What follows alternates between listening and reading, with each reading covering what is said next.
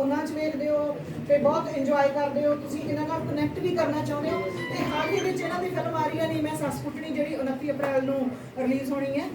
ਤੇ ਉਸ ਫਿਲਮ ਦੇ ਟਾਈਟਲ ਨੂੰ ਲੈ ਕੇ ਨੀ ਮੈਂ ਸੱਸ ਕੁੱਟਣੀ ਨੂੰ ਲੈ ਕੇ ਥੋੜਾ ਜਿਹਾ ਇਤਰਾਜ਼ ਉੱਠਿਆ।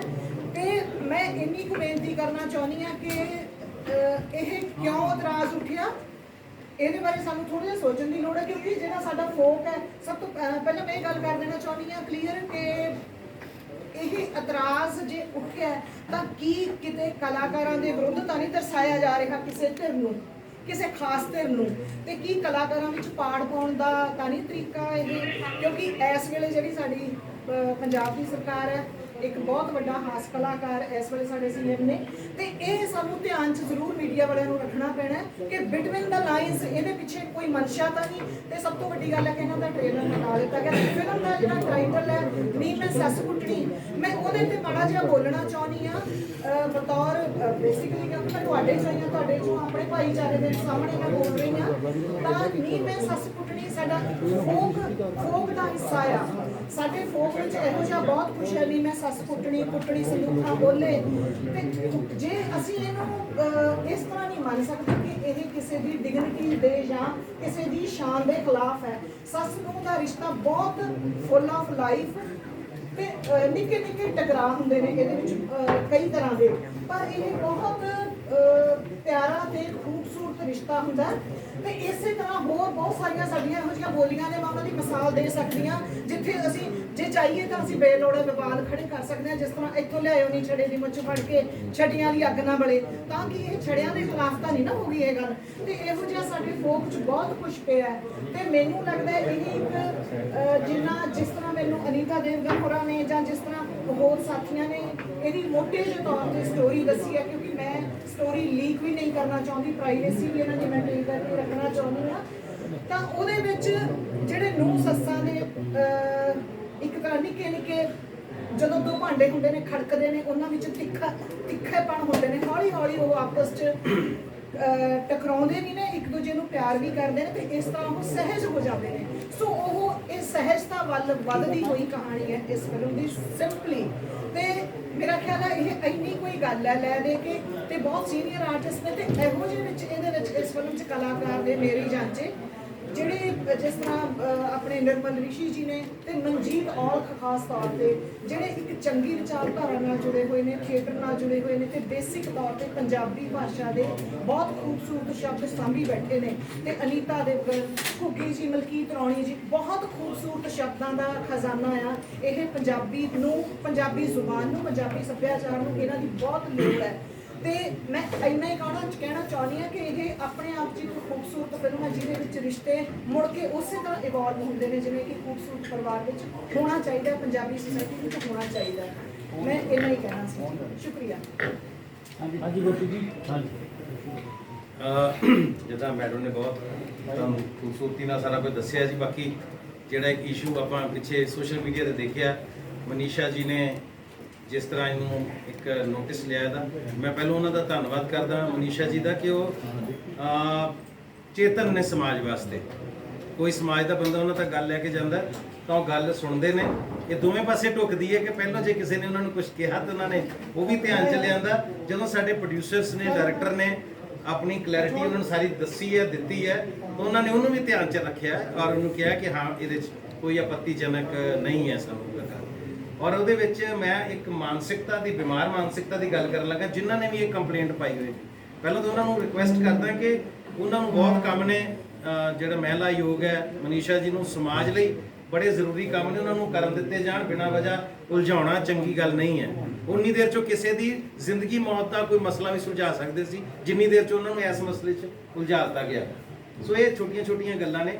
ਔਰ ਜਿੰਨੇ ਵੀ ਕੰਪਲੇਂਟ ਪਾਈ ਹੈ ਉਹਨੂੰ ਮੈਂ ਬੇਨਤੀ ਕਰਦਾ ਕਿ ਤੁਹਾਨੂੰ ਹਿੰਦੁਸਤਾਨ ਦੇ, ਇੰਡੀਆ ਦੇ ਸੈਂਸਰ ਬੋਰਡ ਤੇ ਯਕੀਨ ਹੋਣਾ ਚਾਹੀਦਾ ਹੈ। ਸੈਂਸਰ ਬੋਰਡ ਇੱਕ ਨੈਸ਼ਨਲ ਬਾਡੀ ਹੈ, ਸਰਕਾਰੀ ਬਾਡੀ ਹੈ। ਉਹ ਕੋਈ ਇਹੋ ਜਿਹੀ ਚੀਜ਼ ਨੂੰ ਸੈਂਸਰ ਸਰਟੀਫਿਕੇਟ ਹੀ ਨਹੀਂ ਦਿੰਦੇ ਜਿਹਦੇ 'ਚ ਸਮਾਜ ਦੇ ਜਾਂ ਕਿਸੇ ਇੱਕ ਧਿਰ ਦੇ ਖਿਲਾਫ ਕੋਈ ਗੱਲ ਹੋ ਰਹੀ ਹੋਵੇ। ਸੋ ਇਸ ਕਰਕੇ ਮਹਿਲਾ ਯੋਗ ਨੂੰ ਇਨਵੋਲਵ ਕਰਨਾ ਇਹ ਆਪਣੇ ਆਪ 'ਚ ਕਿਸੇ ਦੀ ਛੋਟੀ ਸੋਚ ਦਾ ਇੱਕ ਨਤੀਜਾ ਸੀ। ਤੇ ਗੱਲ ਜੇ ਸੱਸ ਕੁੱਟਣੀ ਦੀ ਕਰੀਏ, ਨਹੀਂ ਮੈਂ ਸੱਸ ਕੁੱਟਣੀ, ਇਹ ਅੱਜ ਤੋਂ ਮੈਨੂੰ ਲੱਗਦਾ 30 ਕੁ ਸਾਲ ਪਹਿਲਾਂ ਵੀ ਜਦੋਂ ਆਪਾਂ ਇੱਕ ਨਵੇਂ ਸਾਲ ਦਾ ਪ੍ਰੋਗਰਾਮ, ਨੂਰੀ ਜੀ ਦਾ ਸਭ ਤੋਂ ਹਿੱਟ ਗਾਣਾ ਨਛੱਤਰਾ ਨਿੰਮ ਦਾ ਘੋਟਣਾ ਲਿਆਵੀਂ ਵੇ ਮੈਂ ਸੱਸ ਕੁੱਟਣੀ, ਤੇ ਫਿਰ ਤਾਂ ਇਹ 30 ਸਾਲ ਪਹਿਲਾਂ ਵੀ ਵਿਵਾਦ ਖੜਾ ਹੋ ਜਾਣਾ ਚਾਹੀਦਾ ਸੀ। ਔਰ ਇਹਦਾ ਮਤਲਬ ਕੱਲ ਨੂੰ ਤੁਹਾਨੂੰ ਗਿੱਧੇ ਦੀਆਂ ਬੋਲੀਆਂ 'ਚ ਵੀ ਬੋਲੀ ਕਢਾਉਣੀ ਪਏਗੀ। ਕੱਲ ਨੂੰ ਚੈਲੰਜ ਗਿੱਧੇ ਨੂੰ ਵੀ ਕਰ ਰਹੇ ਹੋ ਤੁਸੀਂ, ਪੰਜਾਬ ਦੇ ਸੱਭਿਆਚਾਰ ਨੂੰ ਚੈਲੰਜ ਕਰ ਰਹੇ ਹੋ।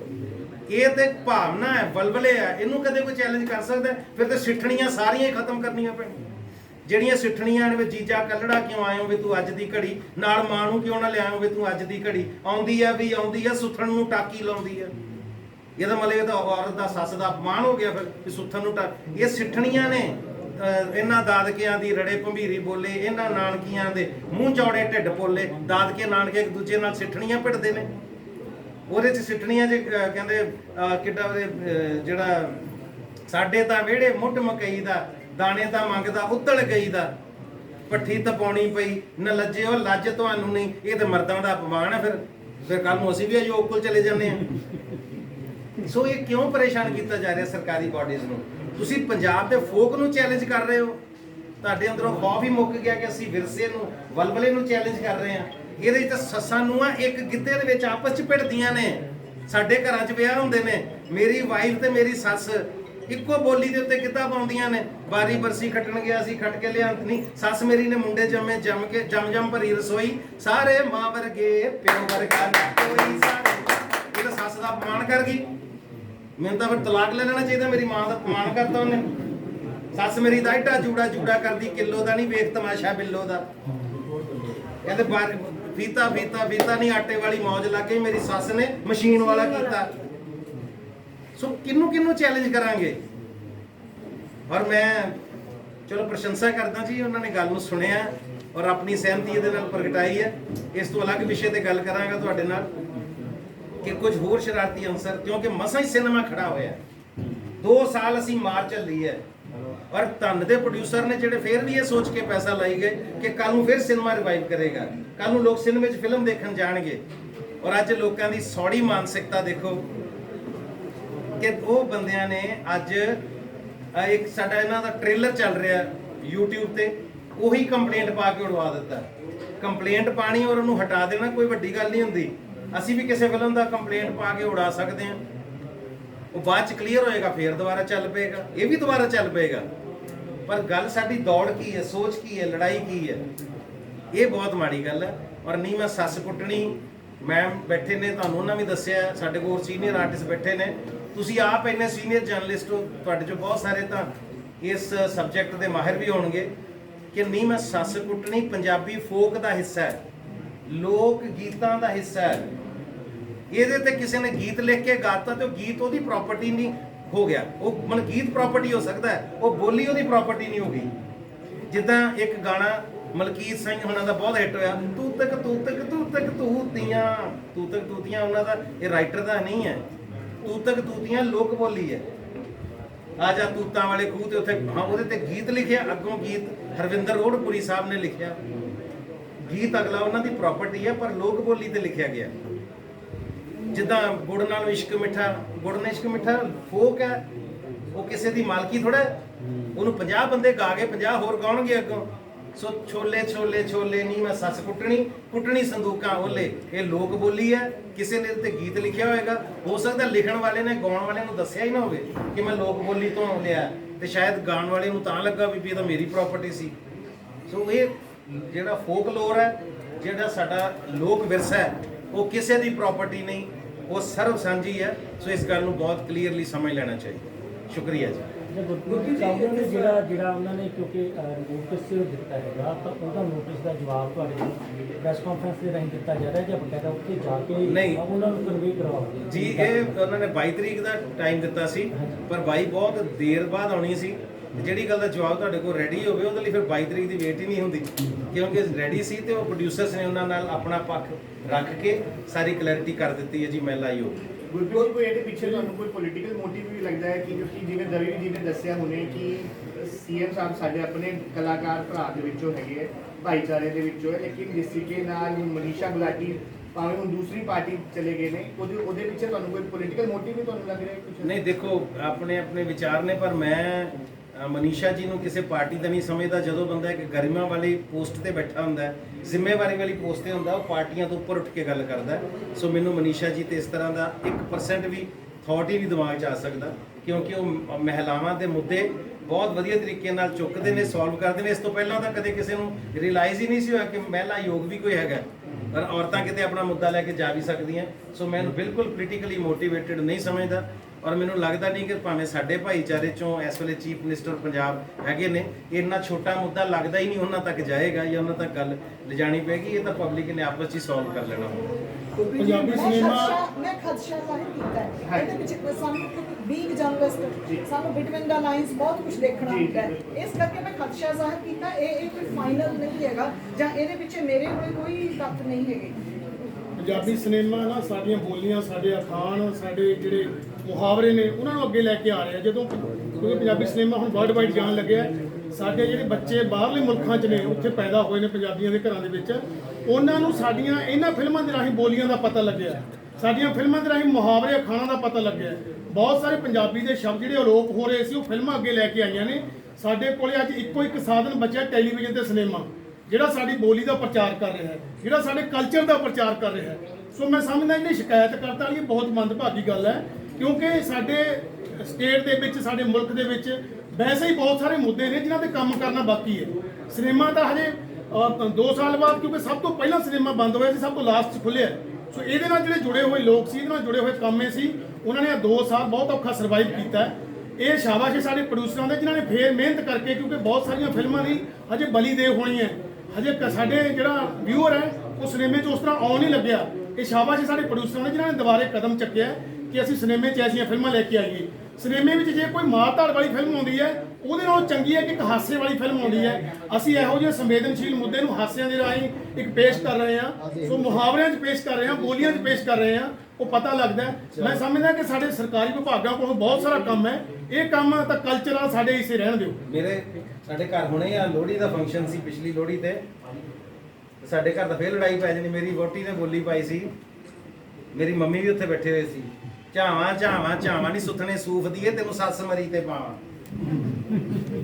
ਇਹ ਤਾਂ ਹੁਣ ਡਾਂਗ ਖੜਕੂ ਮੈਨੂੰ ਲੱਗਦਾ ਸਾਡੇ ਘਰ ਇਸ ਬੋਲੀ ਦੇ ਦੁਆਰਾ। ਜੀ ਇਧਰੋਂ ਕੁਐਸਚਨ ਸੀ ਕੋਈ? ਹਾਂਜੀ ਸਰ, ਮੇਰਾ ਕੁਐਸਚਨ ਹੈ ਕਿ ਤੁਸੀਂ do you see this as an attack to Punjabi cultural traditions ਜੋ ਲਾਡੀ ਜੀ ਨੇ ਬੋਲਿਆ ਹੈ? ਨਹੀਂ, ਮੈਂ ਅਟੈਕ ਨਹੀਂ ਦੇਖਦਾ ਜੀ। ਮੈਂ ਉਹਨਾਂ ਦੀ ਸੁਹਿਰਦਤਾ, ਕਿ ਉਹਨਾਂ ਨੂੰ ਕਿਸੇ ਨੇ ਵੀ ਆਪਣੀ ਕੋਈ ਪ੍ਰੋਬਲਮ ਰੱਖੀ ਤੇ ਉਹਨਾਂ ਨੇ ਉਹਦਾ ਨੋਟਿਸ ਲਿਆ, ਮੈਨੂੰ ਅਟੈਕ ਦੀ ਤੌਰ ਤੇ ਨਹੀਂ ਦੇਖਦਾ। ਉਹਨਾਂ ਦਾ ਫਰਜ਼ ਬਣਦਾ, ਜੇ ਕਿਸੇ ਦੀ ਸ਼ਿਕਾਇਤ ਆਈ ਹੈ ਉਹਦੀ ਸ਼ਿਕਾਇਤ ਦੀ ਨਿਵਰਤੀ ਹੋਵੇ। ਆਯੋਗ ਨੂੰ ਕਾਫੀ ਚੀਜ਼ਾਂ ਕਲੀਅਰ ਹੋ ਗਈਆਂ, ਹੁਣ ਦੁਬਾਰਾ ਕੋਈ ਸ਼ਿਕਾਇਤ ਕਰੇਗਾ ਤਾਂ ਆਪਣੇ ਲੈਵਲ ਤੇ ਉਹਨੂੰ ਜਵਾਬ ਦੇ ਦੇਣਗੇ। ਭਾਈ ਇਹਦਾ ਤੁਸੀਂ ਜੀ ਨਾਲ ਹੀ ਐਡ ਕਰ ਦਿਓ। ਮੈਂ ਸਵਾਲ ਕੀਤਾ ਸੀ ਮੈਡਮ ਨੂੰ ਕਿ ਵੀ ਜੇ ਦੇਖਿਆ ਜਾਵੇ ਤਾਂ ਇਹ ਪੰਜਾਬੀ ਫੋਕ ਦਾ ਹਿੱਸਾ ਹੈ, ਸਾਡੇ ਸੱਭਿਆਚਾਰ ਦਾ ਹਿੱਸਾ ਹੈ। ਇਹ ਟੱਪੇ ਸਿੱਠਣੀਆਂ ਬਹੁਤ ਬੜੀਆਂ ਨਹੀਂ, ਮੈਂ ਸੱਚ ਪੁੱਛੀ। ਉਹ ਕਹਿੰਦੇ ਹੁਣ ਸਮਾਂ ਬਦਲ ਲਿਆ, ਸਾਨੂੰ ਸੋਚ ਵੀ ਬਦਲ ਲੈਣੀ ਚਾਹੀਦੀ ਹੈ। ਤੁਹਾਨੂੰ ਲੱਗਦਾ ਸਹੀ ਹੈ? ਨਹੀਂ, ਦੇਖੋ ਉਹਨਾਂ ਨੇ ਸੋਚ ਬਦਲਣਾ, ਉਹਨਾਂ ਨੂੰ ਜਦ ਤੱਕ ਪਤਾ ਹੀ ਨਹੀਂ ਸੀ ਕਿ ਸਬਜੈਕਟ ਕੀ ਹੈ ਜਾਂ ਕਿਹੜੀ ਗੱਲ ਤੇ ਗੱਲ ਚੱਲਦੀ ਪਈ ਹੈ, ਤਾਂ ਉਹਨਾਂ ਦਾ ਐਡਵਾਈਸ ਕਰਨਾ ਉਹਨਾਂ ਦਾ ਫਰਜ਼ ਵੀ ਬਣਦਾ ਹੈ। ਜੇ ਉਹਨਾਂ ਨੇ ਕੀਤਾ ਤਾਂ ਕੋਈ ਮਾੜੀ ਗੱਲ ਨਹੀਂ ਹੈ। ਬਾਕੀ ਸੋਚ ਬਦਲ ਲੈਣੀ ਚਾਹੀਦੀ ਹੈ ਸਾਨੂੰ ਤਾਂ। ਹੁਣ ਵੈਸੇ ਲੋਕਾਂ ਦੀ ਗੱਲ ਕਰਦਾ ਕਿ ਥੋੜੇ ਜੇ ਵੱਡੇ ਹੋ ਜਾਓ, ਥੋੜਾ ਜਿਹਾ ਜਿਹਨੂੰ ਕਹਿੰਦੇ ਨਾ, ਮੇਰੇ ਬੱਚੇ ਵੀ ਮੈਨੂੰ ਕਹਿਣ ਲੱਗਦੇ ਡੈਡ ਗਰੋ ਅਪ, ਹੈ ਨਾ। ਮੇਰੇ ਬੱਚੇ ਵੀ ਮੈਨੂੰ ਕਹਿ ਦਿੰਦੇ ਕਈ ਵਾਰ। ਸੋ ਇੰਨੇ ਕੁ ਦਿਮਾਗ ਸੌੜੇ ਨਾ ਰੱਖੀਏ, ਸ਼ੁਗਲ ਦੀ ਗੱਲ ਨੂੰ ਸ਼ੁਗਲ 'ਚ ਲਈਏ। ਬਾਹਰਲੇ ਮੁਲਕਾਂ 'ਚ ਦੇਖੋ, ਉਹਨਾਂ ਨੇ ਕਮੇਡੀਅਨਸ ਨੇ ਰੋਜ਼ ਆਪਣਾ ਰਾਸ਼ਟਰਪਤੀ ਢਾਇਆ ਹੁੰਦਾ, ਉਹਦੇ ਤੇ ਪੰਚ ਮਾਰ ਮਾਰ ਕੇ ਉਹਨੂੰ ਸ਼ਦਾਈ ਕੀਤਾ ਹੁੰਦਾ। ਸੋ ਬ੍ਰੌਡ ਮਾਈਂਡਡ ਹੋਣ ਦੀ ਲੋੜ ਹੈ। ਇਹ ਤਾਂ ਸ਼ੁਕਰ ਕਰਨਾ ਚਾਹੀਦਾ ਕਿ ਤੁਹਾਨੂੰ ਤੁਹਾਡੇ ਵਿਰਸੇ ਦੇ ਵਿੱਚੋਂ ਬੋਲੀਆਂ ਚੱਕ ਕੇ ਅਸੀਂ ਫਿਲਮਾਂ ਬਣਾ ਕੇ ਦੇ ਰਹੇ ਹਾਂ ਤੁਹਾਡੇ ਬੱਚਿਆਂ ਵਾਸਤੇ। ਇਹ ਤਾਂ ਫੋਕ ਨੂੰ ਪ੍ਰਮੋਟ ਕਰ ਰਹੇ ਹਾਂ। ਕੱਲ ਨੂੰ ਬੱਚਿਆਂ ਨੂੰ ਕੀ ਜਵਾਬ ਦਿਓਗੇ, ਫੋਕ ਕਿੱਥੇ ਗਿਆ ਤੁਹਾਡਾ? ਫਿਰ ਪ੍ਰੋਡਿਊਸਰ ਕੀ ਹੈ, ਉਹ ਫਿਰ ਲੈ ਦੇ ਕੇ ਜਿੱਦਾਂ ਦੀਆਂ ਬਾਕੀ ਬਾਲੀਵੁੱਡ ਦੀਆਂ ਫਿਲਮਾਂ ਜਾਂ ਹਾਲੀਵੁੱਡ ਦੀਆਂ ਬਣਦੀਆਂ ਉਦਾਂ ਦੇ ਸਬਜੈਕਟਸ ਤੇ ਬਣਾਉਣ ਲੱਗ ਪਣਗੇ। ਤੁਸੀਂ ਕਹਿਣਾ ਬੇਸ਼ਰਮ ਹੋ ਗਏ ਨੇ। ਕਿਉਂਕਿ ਜੀ ਪਹਿਲੀ ਵਾਰ ਨਹੀਂ ਹੋਇਆ ਕਿ ਕਿਸੇ ਫਿਲਮ ਨੂੰ ਰੋਕਣ ਦੇ ਲਈ ਕਿਸੇ ਨੇ ਅਜਿਹੀ ਚੀਜ਼ਾਂ ਕੀਤੀ। ਹੁਣ ਤੁਹਾਨੂੰ ਲੱਗਦਾ ਸੀ ਕਹਿੰਦੇ ਕਿ ਸੋਚ ਬਦਲ ਲੈਣੀ ਚਾਹੀਦੀ ਹੈ, ਵੱਡੇ ਹੋ ਜਾਣਾ ਚਾਹੀਦਾ ਹੈ, ਪਰ ਕੋਈ ਪੰਜਾਬੀ ਸਿਨੇਮਾ ਦੇ ਵਿੱਚ ਇੱਕ ਦੂਜੇ ਨੂੰ ਰੋਕਣ ਲਈ ਅਜਿਹੀ ਚੀਜ਼ਾਂ ਫਿਰ ਲਗਾਤਾਰ ਜਾਰੀ ਹੈ। ਅਸੀਂ ਕਹਿ ਨਹੀਂ ਸਕਦੇ, ਕਿਤਾਬਾਂ ਲਿਖੀਆਂ, ਸਾਨੂੰ ਪਤਾ ਨਹੀਂ ਸੀ ਕਿ ਅਜੇ ਤੱਕ ਇਹ ਪੰਜਾਬੀ ਇੰਡਸਟਰੀ ਜੋ ਕਿਸੇ ਨੇ ਰੋਕਣ ਵਾਸਤੇ ਕੀਤਾ ਹੈ ਜਾਂ ਕਿਸੇ ਨੇ ਕੀਤਾ ਹੈ। ਹੋ ਸਕਦਾ ਕਿਸੇ ਨਾਲ ਇਹਨਾਂ ਦਾ ਪਲਾਟ ਦਾ ਝਗੜਾ ਹੋਵੇ, ਪ੍ਰੋਡਿਊਸਰ ਦਾ, ਉਹਨੇ ਕਰਤਾ ਹੋਵੇ, ਹੈ ਨਾ ਜੀ। ਯੂਨੀਵਰਸਿਟੀਆਂ ਨੇ ਇੰਨੀਆਂ ਕਿਤਾਬਾਂ ਲਿਖੀਆਂ ਬੋਲੀਆਂ ਤੇ, ਫਿਰ ਤਾਂ ਉਹ ਕਿਤਾਬਾਂ ਗਲਤ ਨੇ। ਬੋਲੀਆਂ ਤੇ ਉਹੀ ਸਾਂਝਾਂ ਤਾਂ ਗੱਲ ਹੋਈਆਂ ਆਪਾਂ ਕਹੀ ਹੈ। ਸਾਂਝਾਂ ਹੋਈਆਂ ਬਕਾਇਦਾ ਕਲਚਰ ਦੀਆਂ ਬੋਲੀਆਂ ਤੇ ਸਾਡੇ ਕੋਲ ਸੈਂਕੜੇ ਕਿਸਮ ਦੀਆਂ ਕਿਤਾਬਾਂ ਨੇ ਜਿਹੜੀਆਂ ਯੂਨੀਵਰਸਿਟੀ ਨੇ ਛਾਪੀਆਂ ਉਹ ਪੰਜਾਬੀ ਬੋਲੀਆਂ ਦੇ ਉੱਤੇ ਹੈ ਵੀ ਇਹ 6 ਲਾਈਨ ਵਾਲੀਆਂ ਬੋਲੀਆਂ 4 ਲਾਈਨ ਵਾਲੀਆਂ ਬੋਲੀਆਂ ਲੰਬੀਆਂ ਬੋਲੀਆਂ ਖੁੱਲੀਆਂ ਬੋਲੀਆਂ ਅਲੱਗ-ਅਲੱਗ ਤਰ੍ਹਾਂ ਦੀਆਂ ਬੋਲੀਆਂ ਸਾਡੇ ਕੋਲ ਬਹੁਤ ਸਾਰੇ ਰਾਈਟਰ ਅੱਜ ਵੀ ਮੌਜੂਦ ਨੇ ਉਹ ਜਿਨ੍ਹਾਂ ਨੇ ਬੋਲੀਆਂ ਤੇ ਕਿਤਾਬਾਂ ਲਿਖੀਆਂ ਫਿਰ ਤਾਂ ਉਹ ਬੰਦੇ ਗਲਤ ਸੀ ਤੁਸੀਂ ਕਿਉਂ ਉਹ ਯਾਦ ਕਰਾਉਣ ਨੂੰ ਕਿਤਾਬਾਂ ਲਿਖੀਆਂ ਵੀ ਸਾਡੇ ਆਉਣ ਵਾਲੇ ਬੱਚੇ ਯਾਦ ਰੱਖਣਗੇ ਕਿ ਸੱਚ ਕੁੱਟਣੀ ਪਰ ਸਮੋਕਾਂ ਵਾਲੇ ਇੱਕ ਗੱਲ ਇਹ ਵੀ ਐਡ ਕਰਨਾ ਚਾਹਾਂਗੇ ਕਿ ਜਦੋਂ ਫਿਲਮ ਤੁਸੀਂ ਦੇਖਣ ਜਾਓਗੇ ਨਾ ਤੇ ਸੱਸਾਂ ਨੂੰਹਾਂ ਜਦੋਂ ਜਾਣਗੀਆਂ ਤੇ ਇਸ ਕਰਕੇ ਵੀ ਵੇਖ ਕੇ ਤੇ ਐਵੇਂ ਇਹਦੇ ਚ ਕੀ ਹੈ ਨੂੰ ਵੀ ਵੇਖਣ ਜਾਏਗੀ ਵੀ ਸ਼ਾਇਦ ਤਰੀਕਾ ਹੀ ਦੱਸਿਆ ਕੋਈ ਇਹਨਾਂ ਨੇ ਤੇ ਨੂੰ ਵੇਖਣ ਜਾਏਗੀ ਵੇਖਾਂ ਸੀ ਕੀ ਕਰਤੂਤ ਕੀਤੀ ਇਹਦੇ ਚ ਪਰ ਇਹ ਗੱਲ ਪੱਕੀ ਜਦੋਂ ਵਾਪਸ ਆਉਣਗੀਆਂ ਦੋਵਾਂ ਨੇ ਗੱਲ ਵੱਖਰੀ ਪਾਈ ਹੋਏਗੀ ਇੱਕ ਦੂਜੇ ਦੇ ਬਾਂਹ 'ਚ ਬਾਂਹ ਪਾ ਕੇ ਤੁਰੀਆਂ ਆਉਣਗੀਆਂ ਸੱਸਾਂ ਨੂੰ ਇਹ ਗੱਲ ਦੀ ਗਾਰੰਟੀ ਰੱਖੀ ਸਾਨੂੰ ਨਾ ਇਸ ਗੱਲ ਦਾ ਕੋਈ ਗਿਲਾ ਨਹੀਂ ਹੈਗਾ ਕਿ ਮਨੀਸ਼ਾ ਜੀ ਤੱਕ ਇਹ ਸ਼ਿਕਾਇਤ ਪਹੁੰਚੀ ਬੇਸਿਕਲੀ ਸਾਡਾ ਗਿਲਾ ਉਸ ਬੰਦੇ ਦੇ ਨਾਲ ਹੈਗਾ ਜਿਨ੍ਹਾਂ ਨੇ ਇਹ ਸ਼ਿਕਾਇਤ ਕੀਤੀ ਕਿਉਂਕਿ ਸਿਨੇਮਾ ਐਂਟਰਟੇਨਮੈਂਟ ਦਾ ਸਾਧਨ ਹੈਗਾ ਹੈ ਨਾ ਤੇ ਜਿਹੜੀ ਐਂਟਰਟੇਨਮੈਂਟ ਹੈਗੀ ਆ ਉਹ ਸਾਡੇ ਕਲਚਰ ਦੇ ਵਿੱਚ ਜਿੰਨਾ ਮਤਲਬ ਸਾਡੇ ਸੱਭਿਆਚਾਰ ਤੇ ਸਾਡੇ ਗੀਤਾਂ 'ਚ ਸਿੱਠਣੀਆਂ ਜਿਵੇਂ ਭਾਜੀ ਉਹਨਾਂ ਨੇ ਦੱਸਿਆ ਜਿੰਨਾ ਐਂਟਰਟੇਨਮੈਂਟ ਉੱਥੇ ਹੋਰ ਕਿੱਥੇ ਹੋ ਸਕਦਾ ਕਿਉਂਕਿ ਸਾਡੇ ਕੋਲ ਜਦੋਂ ਸਾਧਨ ਹੀ ਇੱਕ ਸੀ ਅਸੀਂ ਉਹਦੇ 'ਚ ਹੀ ਸਾਰਾ ਕੁਝ ਕ੍ਰੀਏਟ ਕਰਦੇ ਸੀ ਬਸ ਇੱਕ ਗੱਲ ਥੋੜੀ ਜਿਹੀ ਯਾਦ ਰੱਖਣ ਵਾਲੀ ਆ ਕਿ ਇਸ ਫਿਲਮ ਦੇ ਨਾਲ ਬਹੁਤ ਵੱਡੇ ਨਾਮ ਜੁੜੇ ਨੇ ਗੁਰਪ੍ਰੀਤ ਭਾਜੀ ਦਾ ਨਾਮ ਜੁੜਿਆ ਹੈ ਕਰਮਜੀਤ ਅਨਮੋਲ ਨੇ ਸਾਡੇ ਕੋਲ ਸਾਡੇ ਲੀਜੈਂਡ ਨਿਰਮਲ ਰਿਸ਼ੀ ਜੀ ਨੇ ਮਨਜੀਤ ਔਲਖ ਜੀ ਨੇ ਜਿਨ੍ਹਾਂ ਦੀ ਥੀਏਟਰ ਤੋਂ ਪਰੰਪਰਾ ਹੈ ਅਸੀਂ ਸਾਰੇ ਥੀਏਟਰ ਵਾਲੇ ਲੋਕ ਆ ਮੈਂ ਖੁਦ ਥੀਏਟਰ ਨੂੰ ਬਿਲੋਂਗ ਕਰਦੀ ਹਾਂ ਨਾ ਤੇ ਥੀਏਟਰ ਦੇ ਰਾਹੀਂ ਜਾਂ ਫਿਲਮਾਂ ਦੇ ਰਾਹੀਂ ਅਸੀਂ ਹਮੇਸ਼ਾ ਕੋਸ਼ਿਸ਼ ਕੀਤੀ ਕਿ ਪੋਜ਼ਿਟਿਵ ਮੈਸੇਜ ਜਿਹੜੇ ਸਪਰੈਡ ਕੀਤੇ ਜਾਣ ਐਂਟਰਟੇਨਮੈਂਟ ਦੇ ਨਾਲ ਤੜਕਾ ਲਗਾ ਕੇ ਸੋ ਅਸੀਂ ਕਦੀ ਵੀ ਇਸ ਤਰ੍ਹਾਂ ਦਾ ਕੋਈ ਵੀ ਚੀਜ਼ ਨਹੀਂ ਕਰ ਸਕਦੇ ਜਿਹਦੇ ਨਾਲ ਸੋਸ਼ਲੀ ਕਿਸੇ ਵੀ ਤਰ੍ਹਾਂ ਸਾਡੀ ਪੰਜਾਬੀਅਤ ਨੂੰ ਕੋਈ ਨੁਕਸਾਨ ਪਹੁੰਚੇ ਕਿਉਂਕਿ ਬੀਇੰਗ ਏ ਵੂਮਨ ਅਸੀਂ ਕਿਸੇ ਵੀ ਔਰਤ ਦਾ ਮਜ਼ਾਕ ਨਹੀਂ ਉਡਾ ਸਕਦੇ ਕਿਸੇ ਵੀ ਲੇਡੀ ਨੂੰ ਹਰਟ ਨਹੀਂ ਕਰ ਸਕਦੇ ਕਿਉਂਕਿ ਸਾਡੀ ਲਈ ਇਹ ਸੋਸ਼ਲੀ ਇੱਕ ਜ਼ਿੰਮੇਵਾਰੀ ਬਣਦੀ ਆ ਅਦਾਕਾਰਾ ਹੋਣ ਦੇ ਨਾਤੇ ਕਿ ਅਸੀਂ ਔਰਤ ਦਾ ਮਾਣ ਤਾਣ ਜਿਹੜਾ ਵਾ ਉਹ ਆਪਣੀਆਂ ਫਿਲਮਾਂ ਰਾਹੀਂ ਆਪਣੀਆਂ ਸਕ੍ਰਿਪਟਾਂ ਰਾਹੀਂ ਆਪਣੇ ਕਿਰਦਾਰਾਂ ਰਾਹੀਂ ਕਾਇਮ ਰੱਖੀਏ ਤੇ ਅਸੀਂ ਸਾਰੇ ਜਣੇ ਜਿਹੜੇ ਉਹ ਜੁੜੇ ਹੋਏ ਆ ਤੇ ਇੰਜ ਨਹੀਂ ਕਰਾਂਗੇ ਕੁਬੀ ਜੀ ਮੈਂ ਕਲਚਰ ਦੀ ਗੱਲ ਕਰ ਰਹੀ ਸੀ ਮੈਂ ਕਲਚਰ ਦੀ ਗੱਲ ਕਰ ਰਹੀ ਸੀ ਆਪਾਂ ਸਾਰੇ ਪੰਜਾਬੀ ਕਲਚਰ ਸ਼ੋ ਆਉਂਦੇ ਆ ਤੇ ਸ਼ਾਇਦ ਗਿੱਧਾ ਜਾਂ ਭੰਗੜਾ ਜੋ ਹੈ ਉਹ ਸਾਡੇ ਕਲਚਰ ਦੇ ਵਿੱਚ ਉਹ ਜਿਹੜੇ ਕਲਚਰ ਸ਼ੋ ਆਉਂਦੇ ਉਹਦੇ ਵਿੱਚ ਸ਼ਾਇਦ ਗਿੱਧਾ ਜਾਂ ਭੰਗੜੇ ਨੂੰ ਉਹਨੇ ਚੰਗੀ ਤਰ੍ਹਾਂ ਨਹੀਂ ਸਮਝਿਆ ਜਾਂਦਾ ਜਿਵੇਂ ਅਗਰ ਮੈਂ ਇੱਥੇ ਬੈਠੀ ਗੁਜਰਾਤ ਦੀ ਗੱਲ ਕਰਾਂ ਤਾਂ ਸ਼ਾਇਦ ਅਸੀਂ ਡਾਂਡੀਆਂ ਬਾਰੇ ਉਹਨਾਂ ਖੁੱਲ੍ਹ ਕੇ ਨਹੀਂ ਗੱਲ ਕਰਦੇ ਹੈ ਨਾ ਤੁਹਾਨੂੰ ਲੱਗਦਾ ਕਿ ਸ਼ਾਇਦ ਉਹਨਾਂ ਨੇ ਜੋ ਸ਼ਿਕਾਇਤ ਕੀਤੀ ਹੈ ਜਾਂ ਜੋ ਉਹਨਾਂ ਦੇ ਥਾਟਸ ਆਏ ਨੇ ਉਹ ਇਸ ਕਲਚਰ ਦੀ ਥੋੜੀ ਜਿਹੀ ਇੰਪਲੀਕੇਸ਼ਨ ਕਰਕੇ ਵੀ ਆਏ ਹੋਣਗੇ ਕਿ ਸ਼ਾਇਦ ਉਹ ਨਹੀਂ ਜਾਣਦੇ ਕਿ ਸਾਡੇ ਕਿੱਦਾਂ ਦੀਆਂ ਸਿੱਖਣੀਆਂ ਹੁੰਦੀਆਂ ਕਿੱਦਾਂ ਦੀ ਬੋਲੀਆਂ ਹਾਂ ਇਹ ਬਹੁਤ ਅੱਛੀ ਤੁਹਾਡੀ ਗੱਲ ਹੈ ਜੀ ਮੈਂ ਤੁਹਾਡੇ ਮਾਧਿਅਮ ਦੇ ਨਾਲ ਮਹਿਲਾ ਆਯੋਗ ਨੂੰ ਵੀ ਬੇਨਤੀ ਕਰਾਂਗਾ ਮਨੀਸ਼ਾ ਜੀ ਨੂੰ ਵੀ ਬੇਨਤੀ ਕਰਾਂਗਾ ਕਿ ਵਾਕਈ ਸਾਡੇ ਕਾਲਜਾਂ ਸਕੂਲਾਂ ਦੇ ਵਿੱਚ ਵਿਰਸੇ ਵਿਰਾਸਤ ਤੋਂ ਕਲਚਰ ਤੋਂ ਵੀ ਲੋਕ ਬਹੁਤ ਪਿੱਛੇ ਹਟ ਗਏ ਨੇ ਔਰ ਅਸਲੀ ਜਿਹੜਾ ਕਲਚਰ ਹੈ ਨਾ ਉਹ ਬੇਟੀਆਂ ਕੋਲ ਮਾਵਾਂ ਭੈਣਾਂ ਕੋਲ ਸਾਂਭਿਆ ਪਿਆ ਲੇਡੀਜ਼ ਸੁਹਾਗ ਸਿੱਠਣੀਆਂ ਘੋੜੀਆਂ ਇਹ ਸਭ ਔਰਤਾਂ ਦੇ ਹਿੱਸੇ ਆਏ ਨੇ ਬੰਦੇ ਕੋਲ ਇੰਨੇ ਸੂਖਮ ਇਮੋਸ਼ਨ ਨਹੀਂ ਹੈਗੇ ਜਿੰਨੀਆਂ ਸੂਖਮ ਭਾਵਨਾਵਾਂ ਨੇ ਉਹ ਔਰਤ ਦੇ ਹਿੱਸੇ ਆਈਆਂ ਨੇ ਔਰ ਜਦੋਂ ਦੇਖੋ ਇਹ ਸਮਾਜ ਦੀ ਇੱਕ ਮੈਂ ਸਮਝਦਾ ਬੜਾ ਦੁਖਦਾਈ ਪਹਿਲੂ ਹੈ ਕਿ ਜਦੋਂ ਸਾਡੇ ਸਮਾਜ ਵਿੱਚ ਕੋਈ ਗਾਲ ਕੱਢਦਾ ਕਿਸੇ ਨੂੰ ਮਾਂ ਭੈਣ ਦੀ ਕੱਢਦਾ ਤੇ ਜਦੋਂ ਕੋਈ ਦੁਆ ਦਿੰਦੀ ਹੈ ਲੇਡੀ ਕਹਿੰਦੀ ਤੇਰਾ ਸੁਹਾਗ ਜੀਵੇ ਤੇਰੇ ਪੁੱਤ ਜੀਣ ਸੋ ਇਹ ਔਰਤ ਦੇ ਅੰਦਰ ਦੀ ਅੱਛਾਈ ਔਰਤ ਦੇ ਅੰਦਰ ਦੀ ਖੂਬਸੂਰਤੀ ਦਾ ਇੱਕ ਪਹਿਲੂ ਹੈ ਸੋ ਮੈਂ ਬੇਨਤੀ ਕਰਾਂਗਾ ਮਹਿਲਾ ਆਯੋਗ ਨੂੰ ਕਿ ਕਾਲਜਾਂ ਵਿੱਚ ਸਕੂਲਾਂ ਵਿੱਚ ਇਹ ਕਲਚਰਲ ਪਹਿਲੂ ਨੂੰ ਜ਼ਰੂਰ ਲਾਜ਼ਮੀ ਕਰਾਇਆ ਜਾਵੇ ਕਿ ਕੁੜੀਆਂ ਨੂੰ ਆਉਣ ਵਾਲੀ ਜਨਰੇਸ਼ਨ ਨੂੰ ਸੱਭਿਆਚਾਰ ਜ਼ਰੂਰ ਪੜਾਇਆ ਜਾਵੇ ਲਾਜ਼ਮ ਕੀਤਾ ਜਾਵੇ ਇਹ ਨਹੀਂ ਮੈਂ ਕਹਿੰਦਾ ਸਬਜੈਕਟ ਪੜਾਇਆ ਜਾਵੇ ਨੰਬਰ ਲੱਗਣ ਪਰ ਇੱਕ ਐਕਟੀਵਿਟੀ ਦੀ ਤੌਰ ਤੇ ਇਹਨੂੰ ਲਾਜ਼ਮੀ ਕੀਤਾ ਜਾਵੇ ਜਿਵੇਂ ਸਪੋਰਟਸ ਲਾਜ਼ਮੀ ਹੈ ਐਕਸਟਰਾ ਕਰਿਕੂਲਰ ਐਕਟੀਵਿਟੀਜ਼ ਦੇ ਵਿੱਚ ਇਹਨੂੰ ਵੀ ਲਾਜ਼ਮੀ ਕੀਤਾ ਜਾਵੇ ਤਾਂ ਕਿ ਕੱਲ ਨੂੰ ਕੋਈ ਇਸ ਤਰ੍ਹਾਂ ਦੀ ਕਨਫਿਊਜ਼ਨ ਹੀ ਪੈਦਾ ਨਾ ਹੋਵੇ ਔਰ ਕੁੜੀਆਂ ਮੁਟਿਆਰਾਂ ਆਪਣੇ ਵਿਰਸੇ ਵਿਰਾਸਤ ਨਾਲ ਜੁੜ ਸਕਣ ਕਾਮੇਡੀ ਕੰਟੈਂਟ ਕਿਉਂ ਲਿੱਤਾ ਜਾਂਦਾ ਪੰਜਾਬੀ ਇੰਡਸਟਰੀ ਦੇ ਵਿੱਚ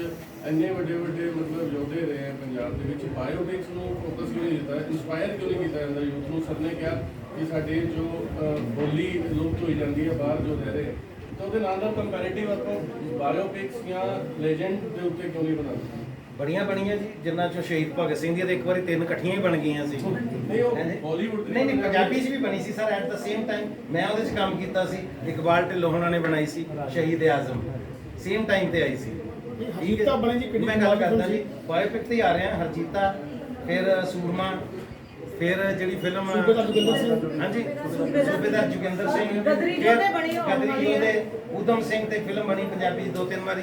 ਕਰਤਾਰ ਸਿੰਘ ਸਰਾਭਾ ਤੇ ਤਾਂ ਹੁਣ ਵੀ ਬਣੀ ਸੀ, ਇੱਕ ਲੇਟੈਸਟ ਆਈ ਸੀ ਫਿਲਮ, ਹੁਣੇ ਵੀ ਬਣੀ ਸੀ। ਸੋ ਬਾਇਓਪਿਕਸ ਬਣ ਰਹੀਆਂ, ਹਾਕੀ ਵਾਲਿਆਂ ਤੇ ਵੀ ਬਣੀਆਂ, ਬਾਕੀ ਸਾਡੇ ਭਲਵਾਨਾਂ ਤੇ ਵੀ ਬਣੀਆਂ ਨੇ। ਇਦਾਂ ਹੀ ਹੁਣ ਕਬੱਡੀ ਵਾਲੇ ਤੇ ਹਰਜੀਤਾ ਦੇ ਉਹ ਮੁੰਡੇ ਤੇ ਹਾਕੀ ਵਾਲੇ ਤੇ ਬਣੀ ਸੀ। ਕਬੱਡੀ ਵਾਲੇ ਕਿਸੇ ਲੈਜੈਂਡ ਤੇ ਵੀ ਫਿਲਮ ਕਿਸੇ ਨੇ ਸ਼ੁਰੂ ਕੀਤੀ ਹੈ। ਸੋ ਬਾਇਓਪਿਕਸ ਵੀ ਬਣ ਰਹੀਆਂ ਨੇ, ਜਿਹੜੀਆਂ ਤੁਸੀਂ ਬੜਾ ਵਧੀਆ ਪੁਆਇੰਟ ਹੈ ਤੁਹਾਡਾ, ਯੋਧਿਆਂ ਤੇ ਕਿਉਂ ਨਹੀਂ ਬਣ ਪਾ ਰਹੀਆਂ। ਮੇਰਾ ਕੁਐਸਚਨ ਹਾਂ ਬਿਲਕੁਲ ਮੈਂ ਸਮਝ ਗਿਆ। ਜਿਹੜੇ ਤੁਸੀਂ ਯੋਧਿਆਂ ਦੀ ਗੱਲ ਕਰਦੇ ਹੋ, ਫਾਈਟਰਸ ਦੀ ਗੱਲ ਕਰਦੇ ਹੋ, ਫਰੀडम ਫਾਈਟਰਸ ਤੱਕ ਤਾਂ ਬਣ ਗਈ ਹੈ। ਜਿਹੜੇ ਵੱਡੇ ਫਾਈਟਰ ਸਾਡੇ ਹੋਏ ਨੇ, ਸਾਡੇ ਕੋਲ ਅਜੇ ਪੰਜਾਬੀ ਚ ਉਹਨੇ ਬਜਟ ਨਹੀਂ ਹੈ। ਜਦੋਂ ਅਸੀਂ ਬਾਹੂਬਲੀ ਦੇਖਦੇ ਆ ਨਾ ਜੀ, ਉਹ ਬਣਦੀ ਹੈ 400-500 ਕਰੋੜ ਦੀ ਫਿਲਮ, ਅਸੀਂ ਬਣਾਉਣੀ ਹੁੰਦੀ 4-5 ਕਰੋੜ ਚ। ਤੇ ਜਿਹੜਾ ਫਿਰ ਸਾਡਾ ਯੋਧਾ ਹੋਏਗਾ, ਉਹ ਵਿਚਾਰਾ ਐਵੇਂ 8 ਘੋੜਿਆਂ ਤੋਂ ਤੁਰਿਆ ਫਿਰੇਗਾ, ਹਨਾ, ਪਿੱਛੇ 8000 ਘੋੜੇ ਚਾਹੀਦੇ ਨੇ। ਉਹ ਫਿਰ ਔਖਾ ਹੋ ਜਾਏਗਾ। ਜਿੱਦਾਂ ਸਾਡੇ ਕੋਲ ਬਜਟ ਇੰਨੇ ਆ ਜਾਣਗੇ ਨਾ ਜੀ, ਮੇਰੇ ਖਿਆਲ ਨਾਲ ਮੇਕਰਸ ਰੈਡੀ ਬੈਠੇ ਨੇ ਔਰ ਸਬਜੈਕਟਸ ਵੀ ਬੜੇ ਨੇ, ਜ਼ਰੂਰ ਇਹਨਾਂ ਤੇ ਫਿਲਮ ਬਣੇਗੀ। ਪਰ ਮੈਂ ਉਮੀਦ ਕਰਦਾ ਕਿ ਉਹ ਟਾਈਮ ਜਲਦੀ ਆਏ। ਬਾਇਓਪਿਕਸ ਦੀ ਆਪਾਂ ਗੱਲ ਕੀਤੀ ਹੈ, ਬਾਇਓਪਿਕਸ ਤੇ ਅਕਸਰ ਇਹ ਚੀਜ਼ ਦੇਖਿਆ ਜਾਂਦਾ ਕਿ ਪ੍ਰੋਮੋਸ਼ਨ ਓਨੀ ਨਹੀਂ ਮਿਲ ਪਾਉਂਦੀ, ਵਿਊਅਰਸ਼ਿਪ ਓਨੀ ਨਹੀਂ ਮਿਲ ਪਾਉਂਦੀ ਬਾਇਓਪਿਕਸ ਨੂੰ, ਜਿੰਨੀ ਕਾਮੇਡੀ ਜਾਂ ਰੋਮ-ਕੌਮ ਜਾਂ ਫਿਰ ਲਵ ਸਟੋਰੀਜ਼ ਨੂੰ ਮਿਲ ਜਾਂਦੀ ਹੈ। ਕੀ ਲੱਗਦਾ ਆਪਾਂ ਮੰਨ ਸਕਦੇ ਹਾਂ ਕਿ ਕਿਤੇ ਨਾ ਕਿਤੇ ਕਲਚਰ ਦੇ ਨਾਲ ਲੋਕ ਵੀ ਨਹੀਂ ਹੁਣ ਜੁੜਨਾ ਚਾਹੁੰਦੇ? ਕਿਉਂਕਿ ਜੇ ਹਰਜੀਤਾ ਦੀ ਤੁਸੀਂ ਗੱਲ ਕਰੀਏ, ਹਰਜੀਤਾ ਫਲॉप ਫਿਲਮ ਗਈ ਸੀ ਪਰ ਉਹਨੂੰ ਨੈਸ਼ਨਲ ਅਵਾਰਡ ਮਿਲਿਆ ਸੀ। ਪਹਿਲੀ ਗੱਲ ਤਾਂ ਮੈਂ ਹਰਜੀਤਾ ਨੂੰ ਫਲॉप ਨਹੀਂ ਸਮਝਦਾ ਜੀ, ਫਿਲਮ ਤਾਂ ਵਰਕ ਕੀਤੀ ਸੀ, ਪਰ ਉਹਦੀ ਹਰ ਫਿਲਮ ਦੀ ਆਪਣੀ ਇੱਕ ਆਡੀਅנס ਹੁੰਦੀ, ਜਿੱਦਾਂ ਤੁਸੀਂ ਆਪ ਹੀ ਕਿਹਾ। ਔਰ ਮੈਨੂੰ ਇਸ ਗੱਲ ਦਾ ਜ਼ਰੂਰ ਅਫਸੋਸ ਹੈ, ਤੁਹਾਡੇ ਜਿੰਨੇ ਅਫਸੋਸ ਹੈ, ਕਿ ਲੋਕਾਂ ਨੇ ਇੱਕ ਪੈਰਲਲ ਸਿਨੇਮਾ ਖੜਾ ਹੀ ਨਹੀਂ ਕੀਤਾ ਅਜੇ ਤੱਕ। ਲੋਕਾਂ ਦੀ ਬੜੀ ਵੱਡੀ ਗਲਤੀ ਹੈ ਕਿ ਪੈਰਲਲ ਸਿਨੇਮਾ ਜੇ ਬੱਚਿਆਂ ਨੂੰ ਨਹੀਂ ਦਿਖਾਓਗੇ ਨਾ, ਤੇ ਕਿਤੇ ਨਾ ਕਿਤੇ ਤੁਸੀਂ ਪਿੱਛੇ ਰਹਿ ਜਾਓਗੇ। ਅਸੀਂ ਕਾਮੇਡੀ ਨੂੰ ਕਦੇ ਨਕਾਰ ਨਹੀਂ ਸਕਦੇ, ਕਾਮੇਡੀ ਸਾਡੀ ਪੰਜਾਬੀ ਵਿਰਾਸਤ ਦਾ ਹਿੱਸਾ ਹੈ। ਜਦੋਂ ਅਸੀਂ ਵਿਆਹਾਂ ਤੇ ਵੀ ਜਾਂਦੇ ਸੀ, ਜਾਣੇ ਜਾਂਦੀ ਸੀ, ਜੰਜ ਦਾ 3-3 ਦਿਨ ਦਿਲ ਲਾਉਣ ਵਾਸਤੇ ਉੱਥੇ ਭੰਡ ਨਕਲੀਏ ਬੈਠੇ ਰਹਿੰਦੇ ਹੁੰਦੇ ਸੀ, ਹਸਾਉਂਦੇ ਹੀ ਰਹਿੰਦੇ ਹੁੰਦੇ ਸੀ।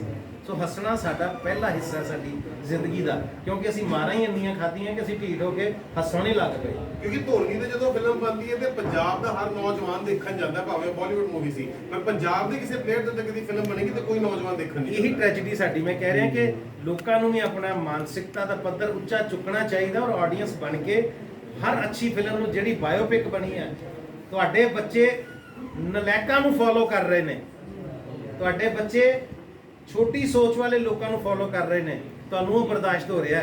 ਪਰ ਜੇ ਕਿਸੇ ਤੇ ਬਾਇਓਪਿਕ ਬਣੀ ਹੈ, ਉਹਦੇ ਪੱਲੇ ਕੁਝ ਤਾਂ ਹੋਏਗਾ ਨਾ, ਉਹਦੇ ਤੇ ਪਿਕਚਰ ਬਣੀ ਹੈ, ਤਾਂ ਆਪਣੇ ਬੱਚਿਆਂ ਨੂੰ ਉਹ ਜ਼ਰੂਰ ਦਿਖਾਇਆ ਕਰੋ। ਕਿਸੇ ਵੇਲੇ ਬੱਚੇ ਨੂੰ ਅੰਦਰੋਂ ਕੋਈ ਜਿਗਿਆਸਾ ਜਾਗ ਪੈਂਦੀ ਇਹਨਾਂ ਬਾਰੇ ਜਾਣਨ ਦੀ, ਪੜ੍ਹਨ ਦੀ, ਔਰ ਬੱਚੇ ਨੂੰ ਇਨਸਪੀਰੇਸ਼ਨ ਹੁੰਦੀ ਹੈ ਕਿ ਮੈਂ ਇਹਦੇ ਵਰਗਾ ਬਣਨਾ।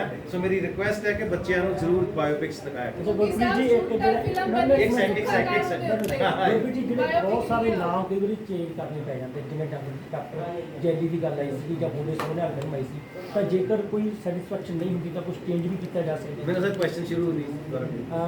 ਜਿਵੇਂ ਬਹੁਤ ਸਾਰੀਆਂ ਫਿਲਮਾਂ ਦੇ ਨਾਮ ਰੱਖੇ ਜਾਂਦੇ ਨੇ, ਇਲਾਜ ਹੋ ਜਾਂਦਾ, ਜਿਵੇਂ ਡੰਗਰ ਡਾਕਟਰ ਜੈਲੀ ਆਈ ਸੀ ਜਾਂ ਬੋਲੇ ਸੋਹਣੇ ਵਾਲੀ ਸੀਗੀ, ਉਹ ਤਾਂ ਬਾਅਦ ਚ ਨੇਮ ਚੇਂਜ ਕਰ ਦਿੱਤਾ ਗਿਆ ਸੀ ਜਾਂ ਕੁਝ ਉਹਦੇ ਚ ਚੇਂਜਸ ਕਰ ਦਿੱਤੀਆਂ ਜਾਂਦੀਆਂ ਨੇ। ਜੇਕਰ ਸੈਟੀਸਫੈਕਸ਼ਨ ਨਹੀਂ ਹੁੰਦੀ ਹੈ ਕਿ ਮਹਿਲਾ ਆਯੋਗ ਨੂੰ, ਤਾਂ ਫਿਰ ਕੁਝ ਚੇਂਜ ਕੀਤਾ ਜਾ ਸਕਦਾ ਹੈ। ਬਿਲਕੁਲ, ਜੇਕਰ ਨਾ ਹੁੰਦੀ ਤਾਂ ਸੋਚ ਸਕਦੇ ਹੋ, ਸੈਟੀਸਫੈਕਸ਼ਨ ਹੋ ਚੁੱਕੀ ਹੈ ਸਰ, ਉਹਨਾਂ ਨੂੰ ਕਲੈਰਿਟੀ ਹੋ ਚੁੱਕੀ ਹੈ ਕਿ ਇੱਕ ਫੋਕਲੋਰ ਦਾ ਹਿੱਸਾ ਹੈ। ਸੋ ਇਹਦੇ ਤੇ ਮੈਨੂੰ ਲੱਗਦਾ ਹੀ ਨਹੀਂ ਕਿ ਆਪਾਂ ਨੂੰ ਕੋਈ ਡਾਊਟ ਹੈ ਜੀ। ਸੋ ਟ੍ਰੇਲਰ ਦੀ ਵਾਪਸੀ ਤੋਂ ਮੈਂ ਗੱਲ ਕੀਤੀ ਬਜਾਏ ਲਾਈਵ ਹੋਣ ਦੇ, ਕਿਉਂਕਿ ਲਾਈਵ ਹੋ ਕੇ ਤਾਂ ਲੱਗਦਾ ਕਿ ਉਹ ਆਪਣੀ ਪ੍ਰੋਮੋਸ਼ਨ ਜ਼ਿਆਦਾ ਚਾਹੁੰਦੇ ਸੀ।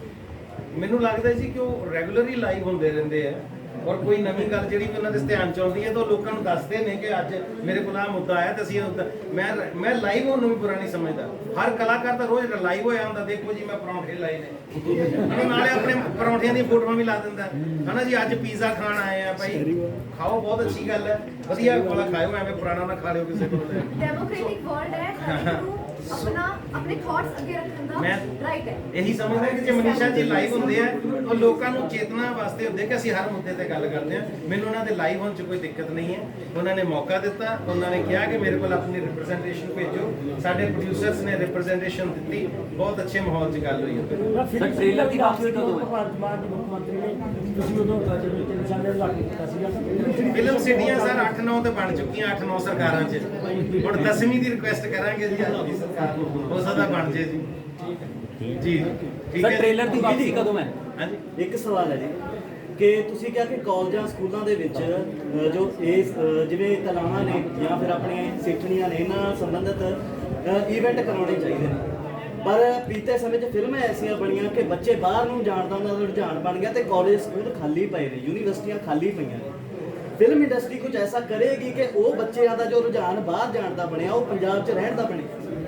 ਬਿਲਕੁਲ ਜੀ, ਫਿਲਮ ਇੰਡਸਟਰੀ ਤਾਂ ਆਪਣਾ ਫਰਜ਼ ਹਮੇਸ਼ਾ ਹੀ ਅਦਾ ਕਰਦੀ ਹੈ ਔਰ ਦੱਸਦੀ ਹੈ ਕਿ ਆਪਣੀ ਮਿੱਟੀ ਔਰ ਆਪਣੀ ਧਰਤੀ ਵਰਗੀ ਕੋਈ ਵਧੀਆ ਚੀਜ਼ ਨਹੀਂ। ਇੱਥੇ ਹੀ ਸੋਰਸਿਸ ਤੇ ਰਿਸੋਰਸਿਸ ਪੈਦਾ ਕਰੋ। ਤੁਸੀਂ ਮੇਰੀ ਫਿਲਮ ਦੇਖੀ ਹੋਣੀ, ਅਰਦਾਸ ਰੌਣੀ ਸਾਹਿਬ ਵੀ ਸੀਗੀ ਉਹਦੇ ਵਿੱਚ। ਉਹਦੇ 'ਚ ਮੈਂ ਜਿਹੜਾ ਕਰੈਕਟਰ ਉਹਨਾਂ ਨੇ ਕੀਤਾ ਸੀ ਆਪਣਾ ਐਮੀ ਵਿਰਕ ਨੇ, ਉਹਨੂੰ ਇਹੀ ਕਹਿਣਾ ਕਿ ਖੁਸ਼ੀਆਂ ਬੀਜ ਜਵਾਨਾ ਹਾਸੇ ਹੋਣਗੇ। ਉਹਦੇ 'ਚ ਉਹਨੂੰ ਕਹਿਣਾ ਜਵਾਨ ਜਹਾਨਾ ਲਾਲਾ ਜ਼ਿੰਦਗੀ ਨੂੰ ਮੂਹਰੇ। ਸੋ ਅਸੀਂ ਬੱਚਿਆਂ ਨੂੰ ਇਨਸਪਾਇਰ ਕਰਨ ਦੀ, ਮੋਟੀਵੇਟ ਕਰਨ ਦੀ ਕੋਸ਼ਿਸ਼ ਕਰੀਦੀ ਹੈ, ਪਰ ਪੈਰਲਲ ਸਰਕਾਰਾਂ ਨੂੰ ਔਰ ਸਮਾਜਿਕ ਜਥੇਬੰਦੀਆਂ ਨੂੰ ਵੀ ਅੱਗੇ ਆਉਣਾ ਪਏਗਾ। ਕੱਲੀਆਂ ਫਿਲਮਾਂ ਮੋਟੀਵੇਟ ਨਹੀਂ ਕਰ ਸਕਦੀਆਂ। ਉਹ ਕਹਿਣਗੇ ਤੁਹਾਡੀ ਗੱਲ ਮੰਨਤਾ ਨਹੀਂ ਬਣਾਇਆ ਕੋਈ, ਐਦਾਂ ਬੈਠੇ ਆ ਹੈ ਹੀ ਕੁਝ ਨਹੀਂ ਕਰਨ ਨੂੰ। ਬੱਚਿਆਂ ਨੂੰ ਰੁਜ਼ਗਾਰ ਦੇ ਮੌਕੇ ਪੈਦਾ ਕਰਕੇ ਦੇਣੇ ਪੈਣਗੇ, ਉਹਨਾਂ ਨੂੰ ਐਸਟੈਬਲਿਸ਼ਮੈਂਟ ਵੱਲ ਲੈ ਕੇ ਜਾਣਾ ਪਏਗਾ, ਫਿਰ ਸਾਡੀਆਂ ਫਿਲਮਾਂ ਕੰਮ ਕਰਨਗੀਆਂ। ਕੁਕੀ ਸਾਹਿਬ ਟ੍ਰੇਲਰ ਦੀ ਵਾਪਸੀ ਕਦੋਂ ਤੱਕ ਹੈ ਫਿਰ? ਉਮੀਦ ਕਰਦੇ ਹਾਂ ਜੀ ਕਿ ਜਿੱਦਾਂ ਡਾਇਰੈਕਟਰ ਪ੍ਰੋਡਿਊਸਰਸ ਦਾ ਜ਼ੋਰ ਲੱਗਾ ਹੋਇਆ ਜੀ, ਮੈਨੂੰ ਲੱਗਦਾ ਕਿ ਵਿਦਿਨ ਨੈਕਸਟ 24 ਜਾਂ 30 ਆਵਰਸ ਅਸੀਂ ਵੀ will get back our trailer on YouTube। ਕਿਉਂਕਿ ਭਾਈ ਜਦੋਂ ਕੋਈ ਵੀ ਵਿਵਾਦ ਹੁੰਦਾ, ਇੱਕ ਨੁਕਸਾਨ ਤਾਂ ਚਲੋ ਹੁੰਦਾ, ਉਹਦਾ ਇੱਕ ਫਾਇਦਾ ਵੀ ਹੋ ਜਾਂਦਾ। ਤੁਹਾਨੂੰ ਲੱਗਦਾ ਵੀ ਹਾਂ ਚਲੋ ਵਿਵਾਦ ਹੋਇਆ, ਨੁਕਸਾਨ ਹੋਇਆ, ਟ੍ਰੇਲਰ ਗਿਆ, ਪਰ ਉਹਦਾ ਫਾਇਦਾ ਵੀ ਲੋਕਾਂ ਤੱਕ ਜ਼ਿਆਦਾ ਪਹੁੰਚਦਾ। ਨਹੀਂ, ਇਹੋ ਜਿਹਾ ਫਾਇਦਾ ਰੱਬ ਨਾ ਕਰਾਵੇ। ਅਸੀਂ ਸਾਰੇ ਆਪਣੀ ਪ੍ਰਮੋਸ਼ਨ 'ਚ ਲੱਗੇ ਹੋਏ ਸੀ, ਸਾਰਿਆਂ ਨੂੰ ਆਪਣੇ ਅੱਜ ਦੇ ਸਾਰੇ ਕੰਮ ਛੱਡ ਕੇ, ਮੈਮ ਕਿੱਥੋਂ ਟਰੈਵਲ ਕਰਕੇ ਆਏ ਨੇ, ਅਨੀਤਾ ਜੀ ਆਏ ਨੇ ਅੰਮ੍ਰਿਤਸਰ ਤੋਂ, ਸਾਰੇ ਆਪਾਂ ਆਪਣੇ ਅੱਜ ਕੰਮ ਲੱਗੇ ਹੋਏ ਸੀ। ਦੂਸਰੀ ਗੱਲ ਇਹ ਹੈਗੀ ਕਿ ਸਾਨੂੰ ਸਾਰਿਆਂ ਨੂੰ ਆਪਣੇ ਸਬਜੈਕਟ ਦੇ ਉੱਤੇ, ਆਪਣੀ ਅਦਾਕਾਰੀ ਦੇ ਉੱਤੇ ਔਰ ਫਿਲਮ ਦੀ ਖੂਬਸੂਰਤੀ ਦੇ ਉੱਤੇ ਬਹੁਤ ਯਕੀਨ ਹੈ। ਸਾਨੂੰ ਇਹੋ ਜਿਹੀਆਂ ਸ਼ੋਸ਼ੇਬਾਜ਼ੀਆਂ ਦੀ ਮੈਨੂੰ ਨਹੀਂ ਲੱਗਦਾ ਕਿ ਜ਼ਰੂਰਤ ਸੀਗੀ ਇਸ ਫਿਲਮ ਨੂੰ ਹਿੱਟ ਕਰਾਉਣ ਦੀ। ਅਸੀਂ ਇੱਕ ਕਹਾਂਗੇ ਲਾਚ ਕਿ ਜਿਹੜੇ ਵੀ ਨੂੰ ਸੱਸ ਦਾ ਰਿਸ਼ਤਾ ਖਰਾਬ ਹੈ ਉਹ ਫਿਲਮ ਵੇਖਣ ਵਾਸਤੇ ਲਿਓ, ਜੱਫੀਆਂ ਪਾ ਕੇ ਜਾਣਗੇ, ਲਿਖ ਕੇ ਲੈਣਾ। ਤੇ ਨੂੰਹਾਂ ਸੱਸਾਂ ਇਕੱਠੀਆਂ ਆਣਾ ਫਿਲਮ ਦੇਖਣ। ਇਹ ਰਿਕੁਐਸਟ ਹੈ। ਤਨਵੀ ਵੀ ਆਪਣੀ ਸੱਸ ਨਾਲ ਆ ਰਹੀ ਹੈ। ਮੈਂ ਤਾਂ ਆਪਣੀ ਸੱਸ ਨਾਲ ਪਹੁੰਚ ਰਹੀ ਹਾਂ। ਠੀਕ ਹੈ ਜੀ, thank you so much. Thank you thank you very much. Thank you. 1 to 1